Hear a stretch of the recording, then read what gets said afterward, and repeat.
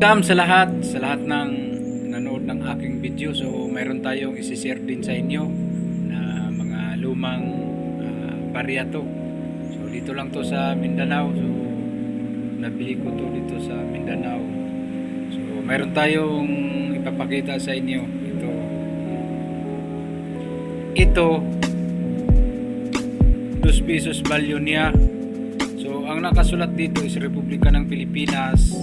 Tapos 1943. So dito pa nakasulat is Republika ng Pilipinas. So sign of Philippines dito to sa atin. So 2 pesos balon niya. So sa likod niya dito, ayan may nakasulat dito is ika-100 taong kaarawan. Si Jose P. Laurel. Si Jose P. Laurel. So nagawa tong pira na to noong 1991. So 1891 at 1991. So ito nagkakahalaga ito ng kung mayroon iba dyan nagbablog, nagkakahalaga ito ng 300 o 400 pesos. Pero ito nabili ko lang to sa mga 100. Ayan, ito 150. So huwag kayong maniwala na mahal to, mabili. Ito ang tinatawag na common talaga to, common coin. Ang binibili yung mahal, ang binibili yung mga silver coin, yan talagang mahal ang bili ko.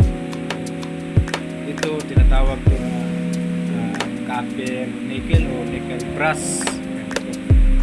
Ayan. Nickel brass yan. So hindi ito kumakapit sa magnet. Ito nakakahalaga itong 150 to 100 pesos. So depende dun sa dekalidad dito ng pira na to. So mayroon ka dito, pwede ka diyan mag-comment. So gusto ko is meet up dito lang to sa Mindanao. Pangalawa tayo dito. Ito. So, dito rin is 2 pesos balon niya, 2 peso.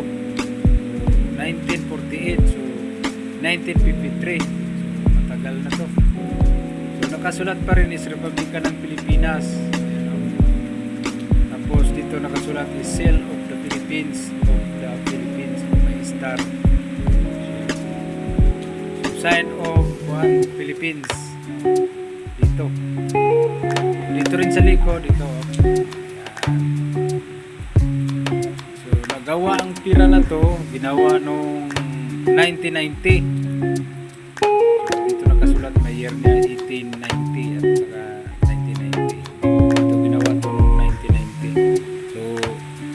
Ika-100 taong kaarawan ni Elpidio Quirino. Ayan, mga bayani pa nung dati, unang panahon ng 1990. So ito nabili ko to sa halagang 150 din. So may nagbablog din na nagpost sila ng mga kunti na ganito. So 300 pesos ang bili nila, 350. May nagmahal pa.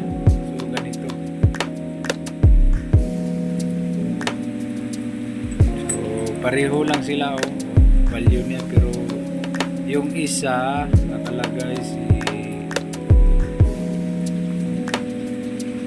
Jose Laurel, dito naman si Elpidio Quirino. Ayan. So dito tayo. Ito pangbihira ko lang to nakita, itong pira na to. So ngayon lang ako nakita ng ganitong pira. Ayan. So nagawa siya nung 1991 at saka 1591. Ito siguro mga hapon pa to dati, mga barko ng mga hapon na yan. So nagawa tong pira na to is noong 1991. So nakasulat dito is ikaw ang tao ng Antipolo Rizal. sa Antipolo Rizal doon sa Maynila. Sa likod niya dito, Republika ng Pilipinas, sign of the Republika ng Pilipinas ito. So 1 piso value niya. Ito nagkakahalaga ito sa akin is 300 pesos. So pambira ko lang ito makita eh. Ayan, so 300 pesos ito nagkakahalaga ng 300 pesos. So nabili ko ito ng 300 pesos. So yan lang po ang masisir ko sa inyo. So patuloy pa tayong bumibili na ganito mga lumang barya na ganito. So sa ngayon bumibili pa rin ako. So pwede kayo dyan kung mag-comment sa aking video. Kung malapit ka dito lang po sa sa Mindanao, pwede ka lang mag-comment. Ayan. So yung mahal nating bilhin, yung mga silver coin. Ayan, silver coin talaga yung mahal natin bilhin. Pero ganito mga nickel brass o copper nickel, so mura lang to. Pwede ba to silver coin? Yung mga silver coin yung mahal. So nakakahalaga ako ng mga 5,000, so 10,000 yan. Ito, wala to. Hindi to silver. So yan lang po ang masishare ko sa inyo. So patuloy pa tayong bumibili ng mga ganitong mga lumang barya hanggang ngayon. Noong dati nag-umpisa ako, matagal na, noong 2022. So nakita ko sa mga video na ganito, so mabinta pala to. So ako nang bumibili hanggang ngayon. So yan lang po ang masishare ko sa inyo.